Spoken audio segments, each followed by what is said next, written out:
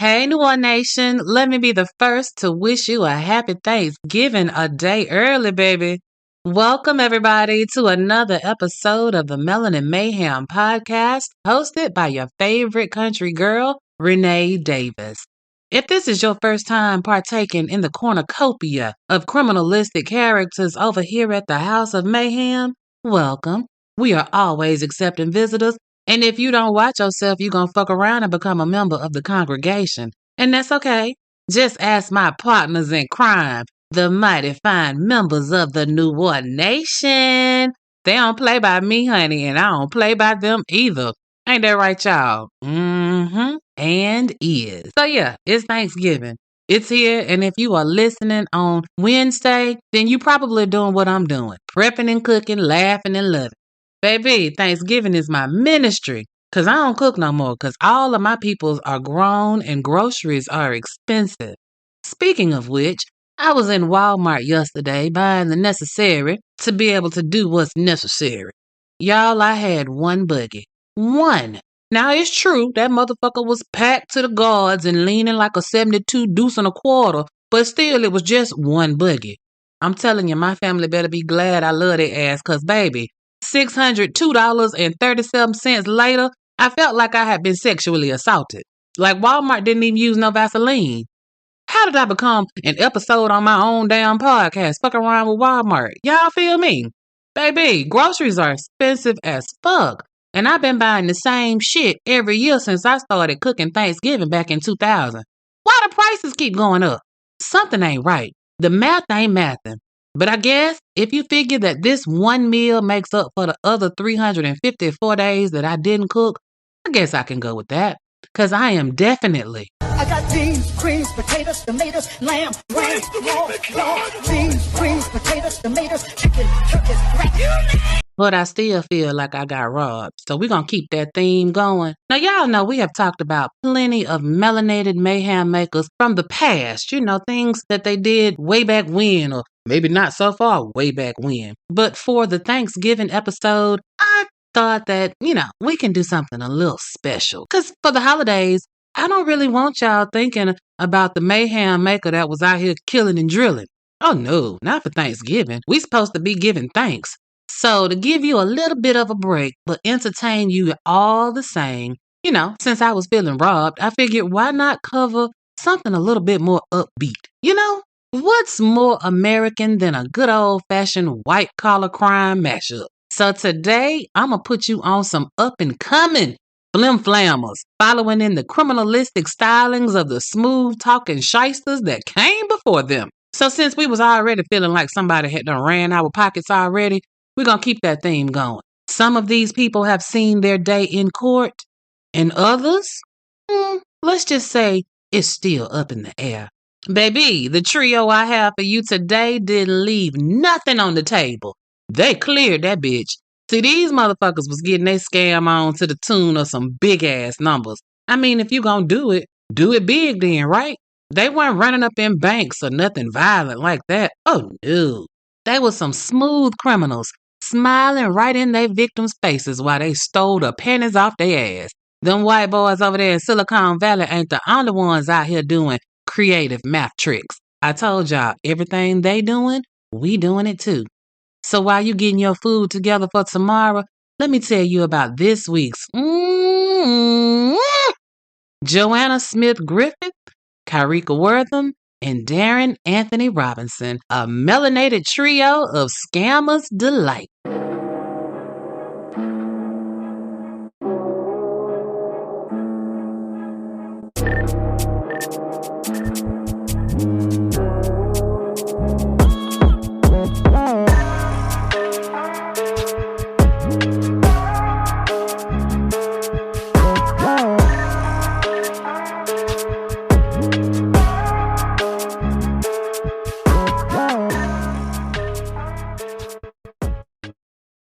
Okay, Noir Nation, so I'm going to tell you 3 stories about 3 scamming-ass melanated mayhem makers. Now, the order in which I'm going to tell their stories is by the dollar amount they separated people from, because, baby, we talking big numbers today. Big numbers, no whammies. So first up, we're going to talk about Mrs. Joanna Smith-Griffin. Hailing from North Carolina, Joanna is married with 2 little cutie pies. Too bad living a quiet, normal life wasn't enough for Joanna. Baby, I believe that she started out with good intentions. Don't they always? But somewhere along the lines, Joanna was like, fuck them kids. You see, Joanna had devoted her little young life for making a level playing field for children of color in public schools. It was like she was born to be an educator. She got her bachelor's degree at a HBCU, baby. She was over there at Howard University. And she started off in D.C., where she was part of an initiative called Cradle to College. Ooh, that sounds nice. Cradle to College. Yes, indeed. Make sure those babies cross the stage, ma'am. And she didn't stop there. Oh, no. Our girl was on a mission. She left D.C. and she went to Boston. Our girl was a smart one. Back in the day, they would have called her as part of the talented 10th. Miss Smith-Griffin was indeed smart. She was Harvard smart, baby. And while she was in Boston, she taught middle school math and was heavy into family engagement, making sure that the families were involved with the curriculum and into the classrooms. I mean, she was really and truly appeared to be dedicated to making lives better for the underprivileged, right? Trick little kids, and so did Joanna. She just wanted to be a helper to the community of the underserved and underprivileged. And while she was at Harvard, somewhere around 2019, she came up with the idea of a technology startup that would be like an AI type of situation. Again, the purpose was to level the playing field between the haves and the have-nots. And I ain't talking Tyler Perry, honey. This software was supposed to be a magic bullet that was going to increase classroom attendance and get the babies engaged in their K through 12 school districts. Okay, Joanna, I'm with all that shit. Her company, All Here, was born in 2020. Now, she at Harvard. She's surrounded by all these rich types who got the startup money for a company in the seat cushions of their Teslas, right? You know, they can go grab 2-3 million out the glove compartment. So I can kind of understand a little bit of stretching the truth, just a little bit. She had to try to keep up with the Joneses and make her company look as appetizing as Becky and Brian's startups were looking, right? And you can tell lies in the hood and it ain't a problem. Stretch the truth about how much you make, how much you got, how you live in large. But what you can't do is lie to the people in business to get some money. That'll get you fed time. And apparently didn't nobody tell old smart ass Joanna that. Or old smart ass Joanna knew that shit and suffered from that virus. Y'all know that virus. What they call it? It's called they won't catch me because I'm too smart because I went to Harvard, darling. Yeah, that virus. She might have been suffering from that. So Joanna, she rolls out her company and she is pulling out all the stops. Baby, she got brochures and websites and shit. She got pretty PowerPoints with charts and pie graphs, and all this is painting a beautiful picture of how well All Here is doing. Well, understand this, because understand when Forbes starts hyping you up, that's pressure, honey. It's a blessing and a curse. Now you got to show and prove. And if you ain't got nothing to show, you got to prove that you deserve that spotlight. Joanna needed some divine intervention. I mean, the investors weren't necessarily beating down her door, but more eyes were on her little company now, and she was in business to make money. You know what I mean? But y'all know, it takes money to make money. In order to get the investors to part with their money, your books got to be right. And for the melanated ones, our books got to be righter than right. But our girl Joanna was up for the challenge. She was determined to get as much money as she could for the children. Come on, honey, it's time to put on your big girl panties and let's go get this money, Joanna. Code switch activated, cake fresh from the cleaners. Joanna went to secure that bag, baby.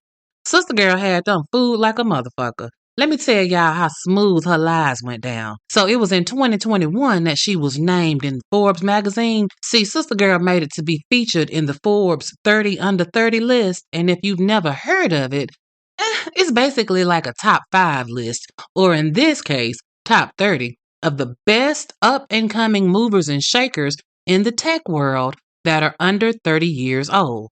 So basically, it's a Watch out for these motherfuckers because they lit. And all right, Joanna, you was one of the 30. Way to represent for the melanated ones, girl. Show, let your light shine, baby. We love it.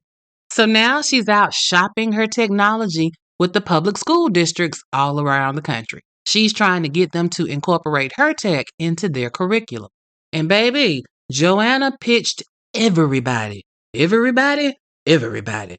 And then she made some more PowerPoints. She told the investors that she had secured contracts with some of the biggest school systems in the country. I'm talking New York City, Los Angeles, and my city, Atlanta, baby. That's a great accomplishment, Joanna. Then she hit their ass with the numbers because you know it's always about the numbers. Baby, Joanna whipped that shit out like the big joker, just slapping the table and talking that big shit. She told them that in 2020, her company was rolling in money, honey, that the company had made $3.7 million in revenue. Yes, queen, go get your coinage on, hunty. Our good sis was making ripples in the tech field. Not waves, because 3.7 million is a good bag, but in the tech world, that's like the tax on something. That's not a wave, but it's definitely a defined ripple. Well, if Joanna had been telling the truth, we could start second lining about now. But if she on that Melanin Mayhem podcast, y'all know something in the milk ain't clean. So all those pretty PowerPoints with all that good code switching, it worked. She got some investors on the hook and was able to successfully separate them from their money. They started cutting the checks. And you know what happens when them checks start clearing. Coincidentally, around the time that her business bank account started growing, she allegedly sold some of her stake in her company because its valuation was going through the roof. So she wanted to take a little piece of change out the business, you know? And she's getting married. So, you know, that husband I told y'all about at the beginning of the pod, she gets married. She has a beautiful wedding, a gorgeous venue. Her dress was dripped, honey. No cash bar at this reception. Oh, no, honey. All drinks are on the bride and the groom, baby. Then they were honeymooning the fabulous way. And when they came home, they moved into a beautiful new home to start their new life. Okay, come on, Joanna. But y'all already know what it is. Come to find out, all that shit that Joanna been spitting is capped like a motherfucker. Like cap. Ma'am, you tried it. I'm going to give you that A for effort. A motherfucking plus. Baby, but one of them investors had a really good accountant that was actually doing the job that they were paid to do, which is to dig in and do the due diligence on this company that they just gave a chunk of money to. Noir Nation, they got to digging, and then they found out that the math wasn't mathing. Because remember, she had told them that in 2020, All Here had made $3.7 million. Well, come to find out, they didn't actually make that much money. See, the reality of the situation was, her company did make a few coins in 2020. And I do mean coins. It wasn't exactly 3.7 million. It was just a little short. You know, it was more like around $11,000. Now, don't you drop that dressing. Yes, I said it. $11,000. Miss Ma'am inflated the hell out of that money. Sis, come on, good sis. This is not a resume. Because y'all know everybody fudged a little bit on their resume. You know, in reality, you was a customer service rep. But your resume say that you was a customer service manager. Or you only worked there for 2 months, but your resume say you was there for 2 years. You know, these are small lies, slight exaggerations of the truth. Joanna was out here just lying with a straight face. But ma'am, your earnings statements ain't no damn resume. And yes, I know you can manipulate those a little bit too. Like you could have used that old add a zero trick. Turned that $11,000 into $110,000. You know, add a zero. But good sis said, let me show you something. We finna put the wheels on this thing. Girl, 11 stacks ain't even in the same zip code as 3.7 million. They don't live nowhere near each other. But oh no, that's not the only thing that they realized that she was lying about. Remember those contracts that she had with the school systems across the country, right? Atlanta, New York, and LA? Well, yeah, that was a lie too. She had pitched them all, absolutely. But Atlanta and New York City passed. They was like, thank you, but no thank you. In LA, they didn't pick up her whole deal. They just bought a little piece. She had a chat bot, an AI chat bot, and LA was like, we'll try it out. And that's where those funky $11,000 came from. She also told the investors that she had $2.5 million just sitting in the bank, waiting on a project. Girlfriend didn't have nothing nowhere near that. What she had in bank was the $494,000 that she had got from scamming the first set of investors. But then she got married and bought that house. So most of that money gone too. Joanna, girl, you out here trying it. In the end, when it was all said and done, Joanna scammed almost $10 million from investors, and she got real close to getting an additional $35 million from a private donor who pulled out at the very last second because they just got wind that somebody this shit just ain't right. That would have been a total of $45 million that she had scammed. That's a nice number, Joanna. I ain't mad, you know what I'm saying? Do it big then. But it's just too bad your ass got caught like a motherfucker because those investors realized that something was not right with them books. And of course they asked her about it. You know, Joanna, the numbers aren't adding up. Can you explain this to us? And Joanna was quick with it. She was like, oh, wait a minute, that must be a typo. Let me get with my accountant and we will rectify this error post haste. And then Joanna pulled out one of the oldest tricks in the Black People's Guide to Getting Over on a Motherfucker. She impersonated being the accountant financial advisor for all here. Meaning, she went out and created a fake email address and sent these investors and their accounting teams fake documents showing that all here was doing all good. They was like, you know what? Nah, son. If you don't get out of here with this fake ass Gmail account, Joanna, you could have at least sprung for the professional package. You know, got you a good sounding, professional looking email address for this prestigious financial consultant firm that you are trying to portray. You know, finance consultant at gmail.com is not big business, ma'am. It screams this whole plan, y'all. So the investors went Karen on that ass and they asked for the manager. The manager being the feds. Baby, they blew the whistle so fast and so hard on her ass, and the next thing you know, November 19th, 2024, just a week and a half ago, the feds came for that ass, baby. Oh, yes. They went right to that brand new house and arrested her brand new married ass and charged her with securities fraud, wire fraud, and aggravated identity theft for that fake ass email address you created trying to be an accountant.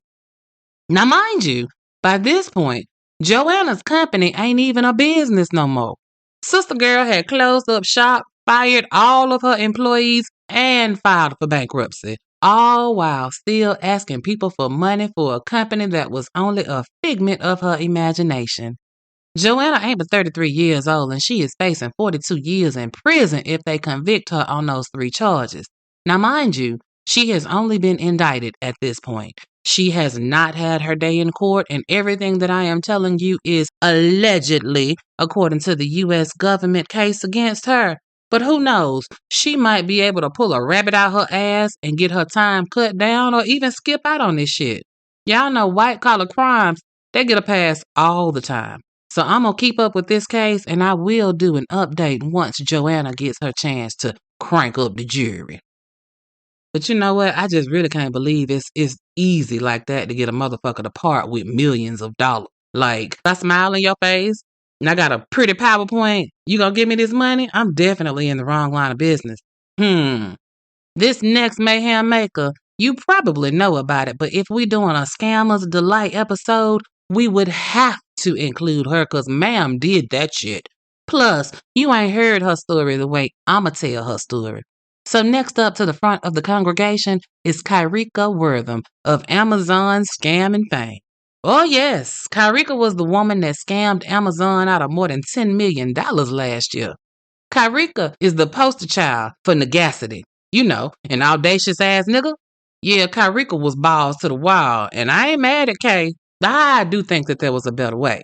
So let's get into it. Kayricka was a manager at Amazon in Smyrna, Georgia. And if you don't know, that's a suburb of Atlanta. It's in Cobb County. And Cobb stands for Count on Being Busted. Like, there are places that you can fuck around in the Atlanta metropolitan area, but Cobb, Henry, and Gwinnett counties are not those places. They're gonna lock your ass up. See, if she had been at Amazon off Camp Creek or Fulton Industrial, which are in Atlanta City proper, she could have still been scamming because Atlanta is not a real place. So you can do unreal things and get away with that shit. Pause for a minute. I gotta tell y'all this story to emphasize that Atlanta don't give a fuck. See, back in my club hopping days, me and my best friend, we were going clubbing in Buckhead. Well, I don't know if y'all know, but I'm blind. And if I don't have my glasses on, I can't see shit, but I can follow directions. So I pull up at this spot, and I'm trying to find a place to park. And we been pre-gaming, so, I'm feeling a little right, a little tipsy, you know what I'm saying? I'm definitely not sober, but I'm also definitely not drunk. But I shouldn't have been driving. I was young. The shit you do when you're young. So I pull up on this dude, and he's like, go straight down there and park over there. And I look at where he pointing, and it's literally like a half a block in front of me. I can see a group of like 6 Atlanta police officers standing right where he's telling me to park. So I began to drive. I tell my best friend, I was like, girl, we awfully close to the windows of these stores. I mean, like I could reach out the window and touch the store window. Baby, y'all tell me why I'm driving on the sidewalk. I come off the curb, go park my vehicle in front of the on-duty Atlanta police officers that have just watched me drive down the sidewalk. Do you think any one of them 6 Atlanta police officers came over to give me a ticket, a breathalyzer, check to see if I was okay? Anything?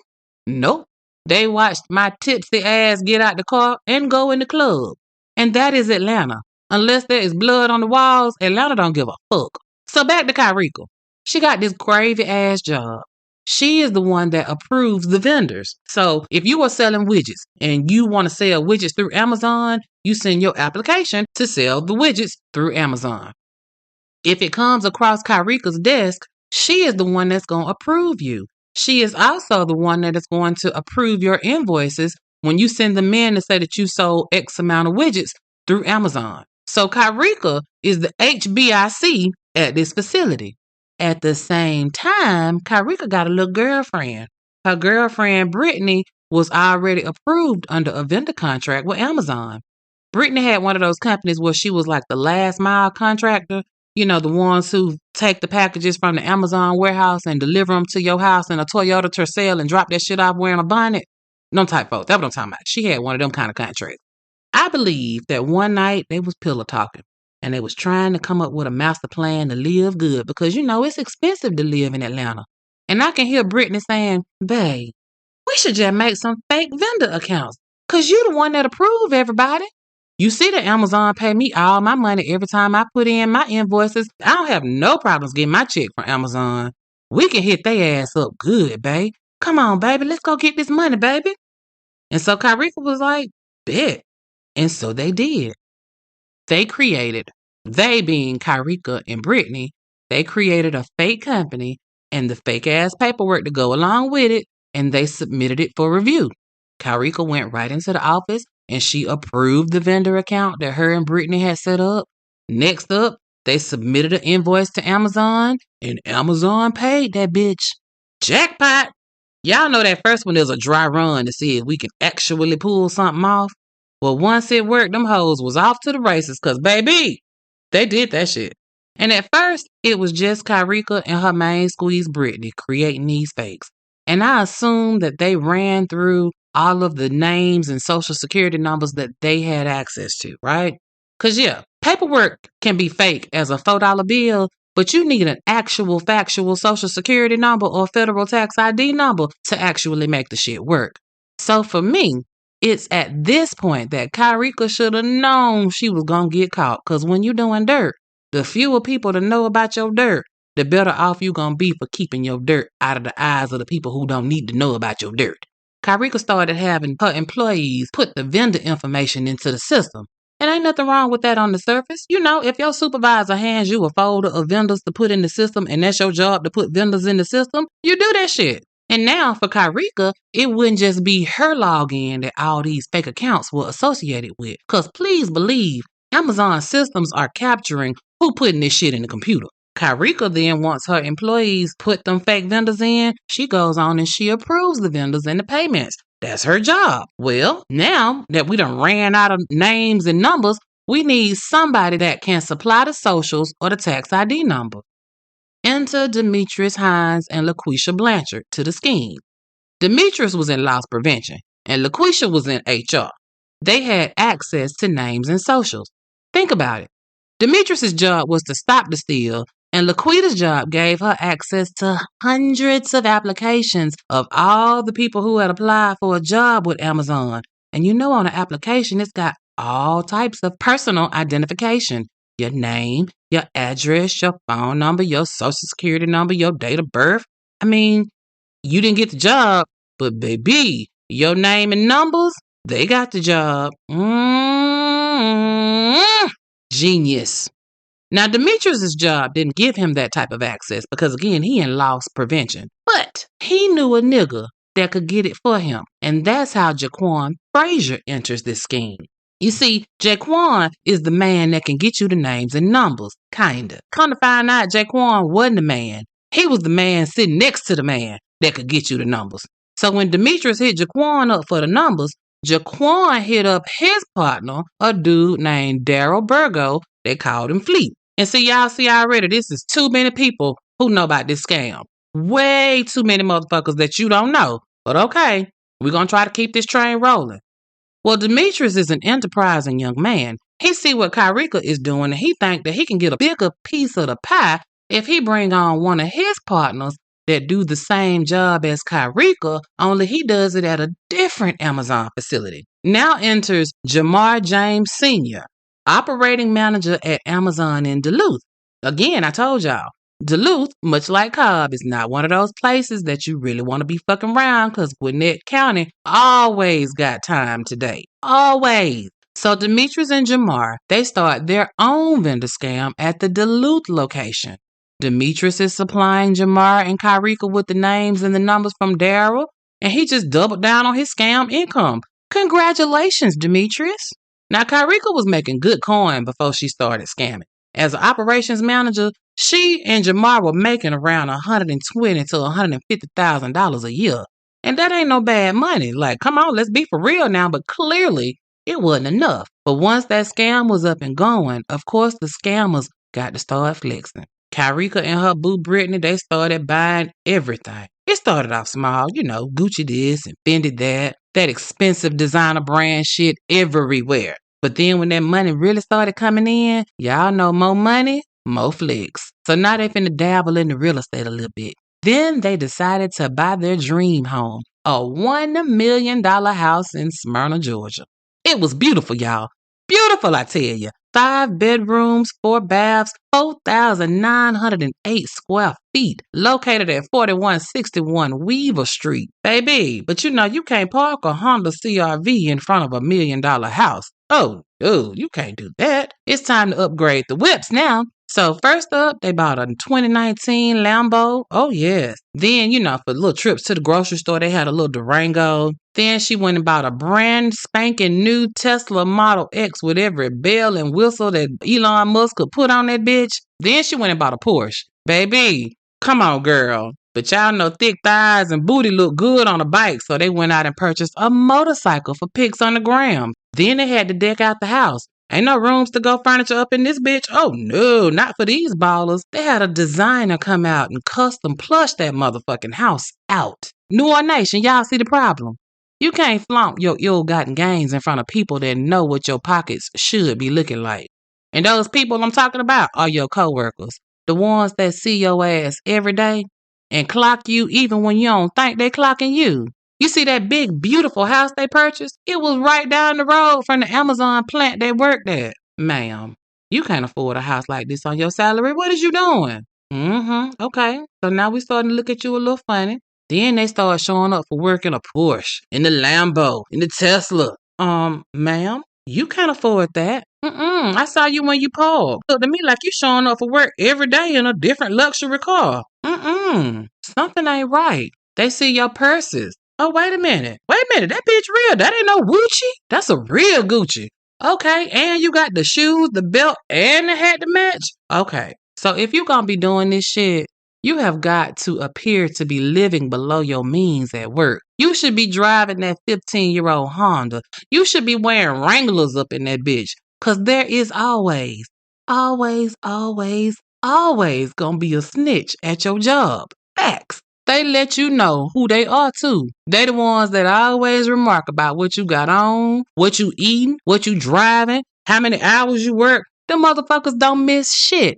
And I think Kayricka felt like they was about to drop a dime on her ass because she just up and quit Amazon in March of 2022. She was like, shit, I don't need this little funky ass job. Bitch, I'm a boss.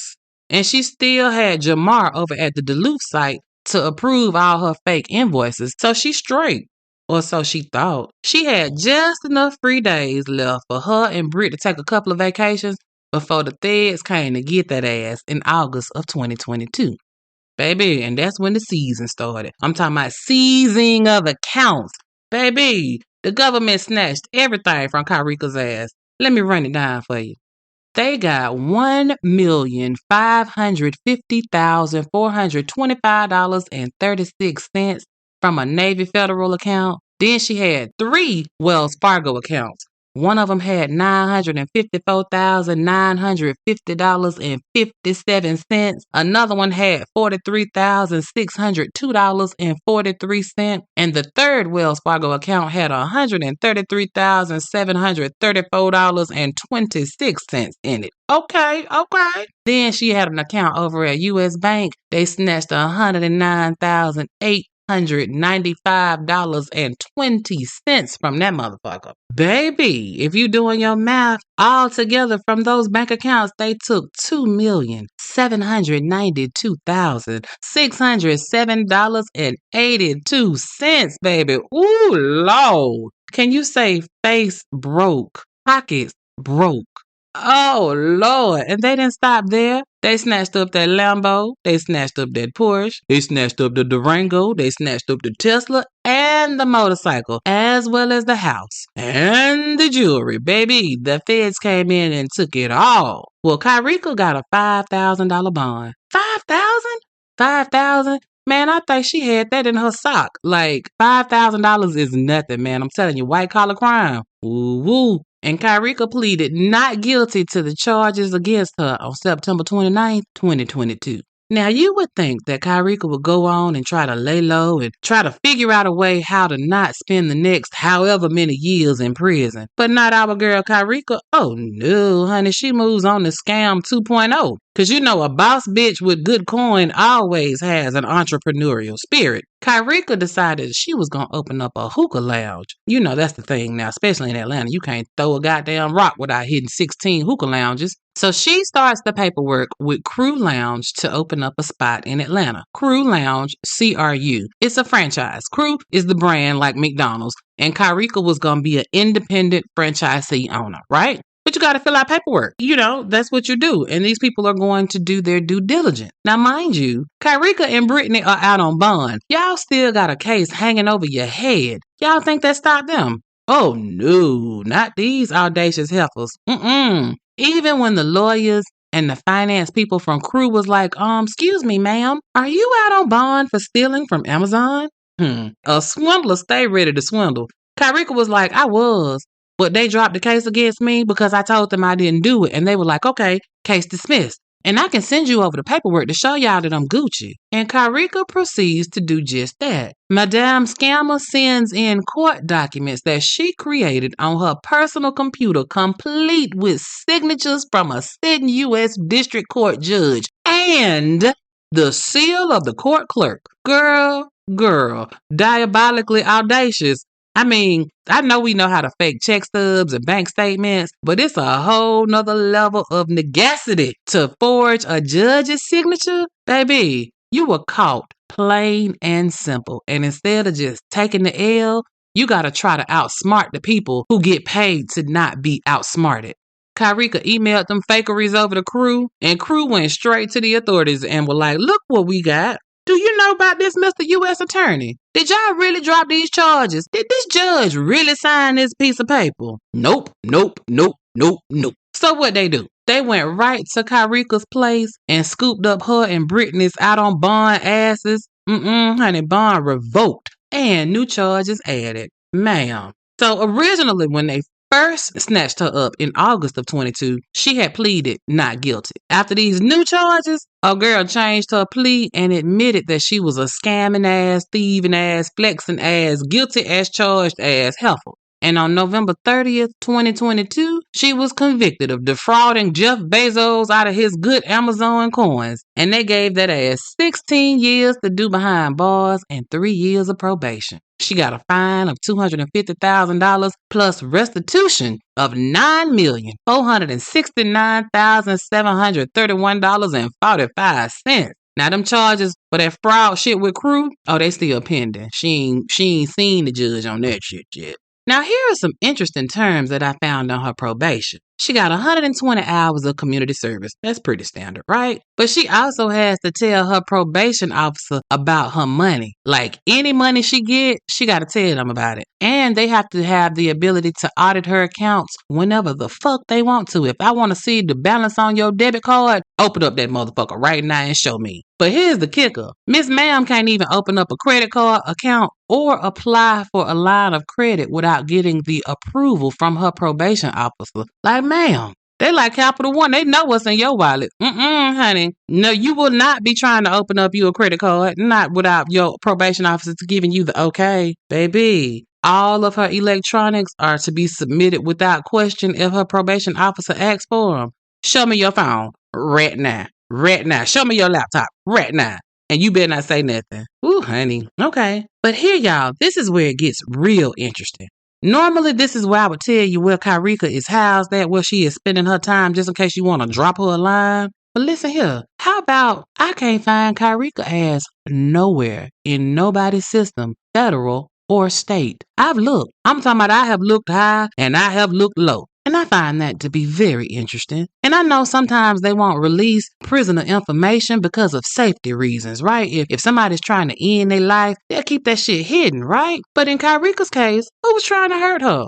I don't think nobody, because when she was out on bond, it wasn't like she was in hiding. This bitch was out here trying to scam some more. So why in the fuck can't I find Kayricka? I don't know. I would like to think that maybe Kayricka had just enough coin put up to pay off the Bureau of Prisons. Because where is she serving these 16 years at? I was able to find LaQuisha Blanchard. She out now, but nobody else associated with this case is in the system. Kayricka, Brittany, Jamar, Demetrius, Jaquan, I can't find nothing. It's like they fell off the face of the earth. And y'all know my good digging ass. I think I might have figured out why I can't find Kayricka. I was reading through her plea agreement and there was a clause. Clause number 9 was entitled Removal from the United States. In a nutshell, it said that by pleading guilty, Kayricka understood that she was probably going to be deported due to her immigration status. So maybe that's what they did. Maybe they shipped her ass back to wherever the fuck she came from.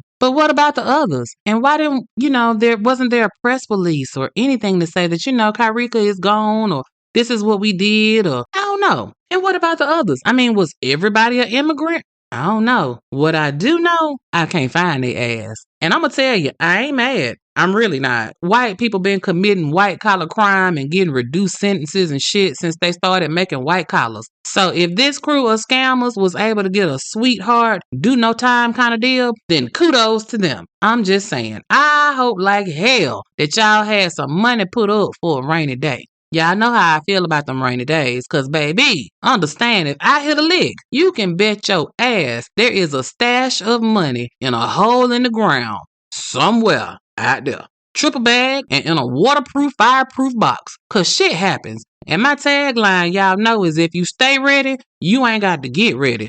When you scamming, eventually you gon' get caught. When you making fast, illegal money, eventually you gon' get caught and you gon' do some jail time. You need to be prepared for how you gon' live when they release your ass. Cause you gon' get out. Y'all know white collar crime don't do no real time. Ain't that right, Martha Stewart? And now, last up, the mayhem maker that hit they ass for the most. Baby, let me introduce Noir Nation to Mr. Darren Anthony Robinson. Now, Darren Anthony Robinson was born January 31st, 1970 in Brooklyn, New York. BK in the house. BK in the house. Now, Darren, this motherfucker is wanted by the FBI for scamming $100 million from investors in a scheme that would make Bernie Madoff proud. Y'all heard me. I said $100 million. $100.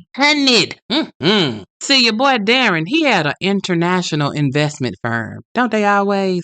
His firm was called QYU Holdings, and it was based in Panama City in the Cayman Islands. Shout out to the Cayman Islands for the best rum on the planet. If y'all don't know about Big Black Dick, the Ben folks call it BBD. Baby, it's so good and it's only available in the Cayman Islands. If you know, you know. But I'm not here to talk about rum.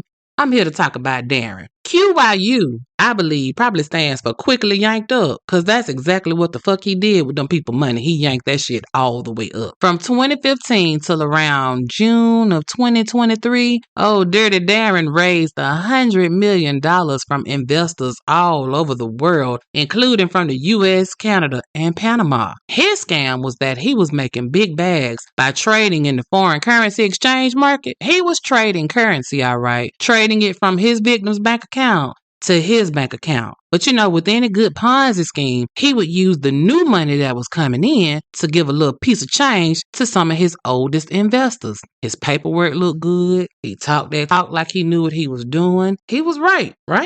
Baby, Darren was capping, selling people all kind of dreams. Like he was telling them, if you invest $100,000 with me, I promise you, you're going to get $2 million back. Ooh, honey, that sounds too good to be true. And I swear it is. I don't know. It must be nice to just have a spare $100,000 to drop just because a nigga told you he could flip it 200 times. I mean, that shit didn't work like that. When my dope dealing friends used to try to sell me that dream too, because y'all know back in the day, they'd be like, let me take your paycheck. I flip it, I triple it. That shit didn't work back then. And it didn't work now. But Darren must have had that pimp talk down pat, baby, because they was giving him and giving him real good. Well, you can probably imagine what happened next. See, what had happened was somebody didn't get paid like they were supposed to, and they dropped a dime on Darren's ass to the Securities Exchange. And baby, come to find out, Darren would deposit the money that he got from his investors into the business bank account for QYU, and then he would just be out here balling out of control. Oh, honey, your boy Darren was taking luxury cruises, first class airfare all the way, luxury vehicles because he felt like his butt cheeks could only sit on Maybach leather.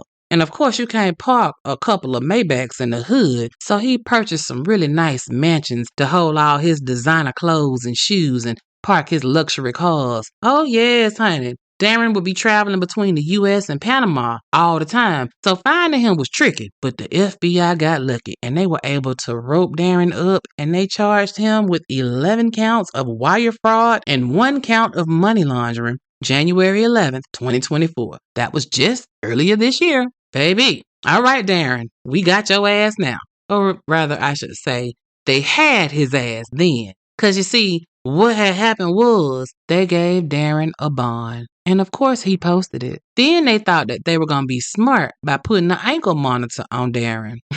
They was wrong as hell. Because please understand that Darren slipped out that ankle bracelet and out the country. And ain't nobody seen him since. Darren got charges pending in the U.S. and Panama. But I think he got enough money to hide out in Nowhereistan for the rest of his goddamn life. Now, when and if they catch that ass, Darren faces up to 20 years for each one of the wire fraud charges and 10 years for the money laundering. That's like 230 years. Yeesh. Y'all know if they catch him, they're gonna give him all 230 of them years. They are definitely gonna max him out. That's just what they do to us, right?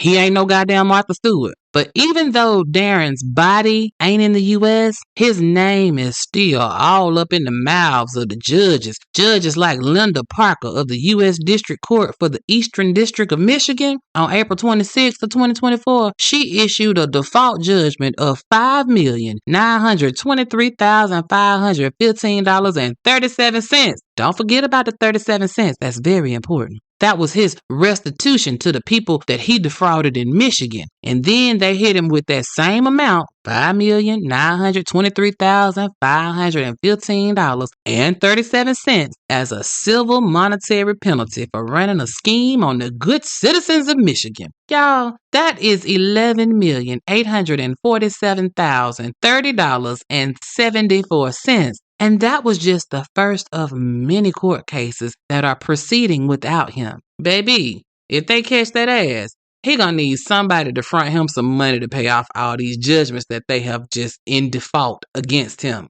Ooh, honey. But I know it's the holiday season, so some of y'all gonna be out here traveling. Darren is still out there on the loose. He is 53 years old, 5'11" with a bald head. So Noir Nation, if you like getting passport stamps the way I like getting passport stamps, the next time you kicking it somewhere foreign, make sure you keep an eye out for Darren, honey, because you might be able to come home with a bag. Same way we still out here looking for Larry, now y'all need to also get out here and look for Darren. Because, honey, there is a bounty on that head. Oh, baby. So we've had 3 mayhem makers, Joanna, Kayricka, and Darren. 3 bad mofos that have separated people from big bag. I'm talking millions and millions and millions of dollars. They ain't out here doing it small. I hope that you enjoyed our little carefree Thanksgiving edition. I hope that also your pockets weren't affected too bad. And if they were, just know it's people out here that's reaching back and scamming against the man. So when you ordering your Amazon shit on Black Friday, remember Kayricka, she was out there for you. And just like that, Noir Nation, we find ourselves at the end of another episode. So while you over there laughing and kikiing, go ahead and hit that like, subscribe, and follow button on your screen right there. I truly appreciate it. Y'all know it just does my heart good every time y'all say y'all like me. Don't forget about the socials. If you have not done so already, there is a private Facebook discussion group. Melanin Mayhem Podcast Discussion Group is the name of it. You can go ahead and put in to join there. I will approve you post haste. And on Facebook, Instagram, and YouTube, we are the Melanin Mayhem Podcast. On X, we are the Melanin Mayhem PC. If you want to send me a line by email, go ahead. It's melaninmayhempodcast@gmail.com. I hope y'all have the best Thanksgiving ever. Don't eat too much. Save room for seconds and thirds and fourths because you know it's a long day. Don't worry about that family that you don't get along with. We only have to make it through one day, honey, and it'll be over and you won't have to see them again for another 364 days. Now, if you know like me, go on in there and fix you a big old plate, tell you 3 good lies, get you 3 good burps, and a slice of sweet potato pie, and enjoy. It has been my pleasure to spend a little bit of time with you for your holiday season. But as I leave, y'all know how I feel. I need y'all to stay safe. I need you to stay vigilant. And above all else, remember, if you stay ready, you ain't got to get ready. It's one love, Noir Nation, and the country girl is out of here. I got cakes and pies to put in the oven. See you next week.